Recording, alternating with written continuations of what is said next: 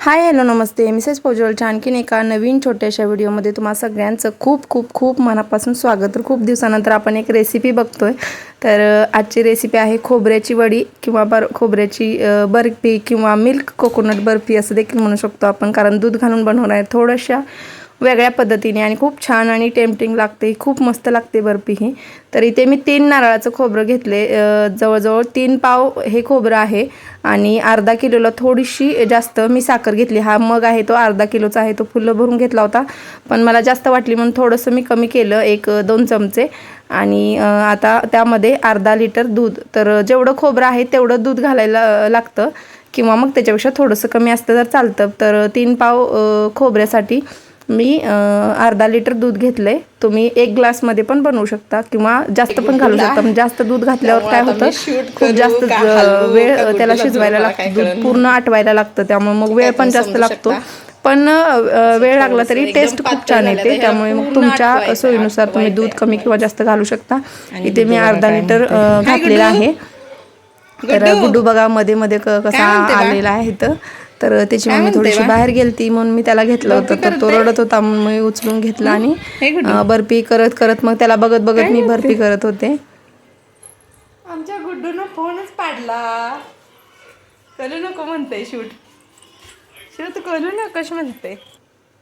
तर आता जवळजवळ अर्धा तास होत आलेला आहे आणि बघू शकता एकदम घट्ट होतंय, आता हे बऱ्यापैकी झालेलं आहे। तर आता हा ना एकदम घट्टसर असा गोळा बनला पाहिजे आणि थोडंसं बघायचं आपण झाले का। तर आता मी अजून थोडंसं पातळ आहे, पूर्ण घट्ट झालं की मी एकदा चेक करणार। तर सगळ्यात आधी आता हे होत आलंय तोपर्यंत ना एका ताटाला किंवा तुमचं जसं प्रमाण आहे ते परातीत पण घेऊ शकता, जर जास्त प्रमाणात असेल तर। मी इथे मोठं ताट घेतलंय आणि यामध्ये ही बर्फी एकदम परफेक्ट बसते आणि जेवढा मला थिकनेस हवा आहे तेवढं होऊ शकतं, त्यामुळे मी ताटच घेतलं मोठं। आणि आता हे बघू शकता बऱ्यापैकी झालेलं आहे। आता यामध्ये तुमच्या आवडीनुसार वेलची पावडर, जायफळ किंवा ड्रायफ्रूट्स काही घालू शकता। तर आता इथे आपण चेक करून घ्या, जवळजवळ पाऊण तास झाले मी हलवते ह्याला आणि बऱ्यापैकी बनलेलं आहे। आणि आता थोडंसं थंड होऊ देते, ताटामध्ये थोडंसं मिश्रण घेतले आणि थोडंसं थंड होऊन द्यायचं आणि ते झालंय का नाही कसं बघायचं ते सांगते मी। तर आता हा बघूया, गोळा जर बनला म्हणजे जसं नारळाचे लाडू असतात ना एकदम मऊ मऊ असे, तर अशा पद्धतीने व्यवस्थित गोळा बनला, आपल्याला हाताला नाही चिकटलं ना की हे परफेक्ट झाले म्हणायचं। तुम्ही बघू शकता हाताला थोडंसुद्धा माझ्या खोबरं किंवा काही चिकटत नाही आहे। तर आता हे झालं आहे एकदम व्यवस्थित आणि आता ह्या ताटामध्ये व्यवस्थित पसरून घेते आणि गरम गरम असतानाच ना पसरवून घ्यायचं, कारण थंड झालं की ते कठीण होत जातं आणि मग ते पसरवायला अवघड होतं। तर मी आता उलताण्यानेच व्यवस्थित पसरून घेतलं थोडंफार आणि थोडंसं थंड झालं की मग हाताने व्यवस्थित स्प्रेड करून घेतलं, एकसारखं करून घेतलं। 10-15 मिनटं थंड होऊ द्यायचं आणि त्याच्यानंतर मग वड्या पाडायच्या। जास्त थंड झालं ना की पूर्ण सुकल्यानंतर वड्या पाडणं खूप कठीण होतं। तर माझं असंच झालं, मी बाळाला घेऊन बसले आणि परत दुसरेच कामं करत बसले आणि वड्या पाडल्या नाही, तर पूर्ण सुकल्यानंतर मग मला वड्या पाडायला खूप अवघड गेलं। पण बघू शकता खूप छान रिझल्ट आहे हा, खूप छान बर्फी होते मस्त अशी।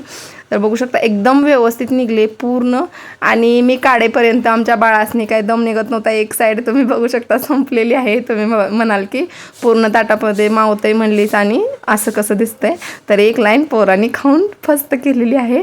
तर आता मला मदत करतोय आयुष आणि पृथ्वी। तर चला आता बर्फी बनवून तयार आहे। एअरटाईट कंटेनरमध्ये महिनाभर तुम्ही स्टोअर करू शकता। वरून एकदम कडक आणि आतून एकदम मऊ लुसलुशीत अशी ही खोबऱ्याची बर्फी, खोबऱ्याची वडी किंवा मिल्क कोकोनट बर्फी बनवून तयार आहे। व्हिडिओ आवडला असेल प्लीज लाईक करा, शेअर करा, कमेंट करा। चॅनलला सबस्क्राईब केलं नसेल तर सबस्क्राईब जरूर करा। पुन्हा भेटूया अशाच एका छानशा व्हिडिओमध्ये, तोपर्यंत सगळ्यांनी काळजी घ्या, बाय बाय।